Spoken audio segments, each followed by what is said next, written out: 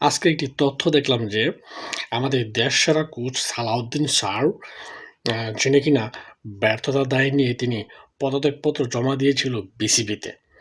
কিন্তু বিসিবি সেটি অ্যাকসেপ্ট করে নাই। কেন? কারণ সে আমাদের দেশসেরা কোচ। দেশসেরা কোচকে হাতছাড়া করা যাবে না কোনোভাবেই হাতছাড়া করা যাবে না। সে যত লর্ড কোচই হোক না কেন, সে যত লর্ড কোচিংই করুক না কেন, তাকে রাখতে হবে বিসিবিতে। যেমন বিসিবি কর্মকর্তা তেমন এনে কোচ নিত, তাকে বাদ দেওয়া যাবে না।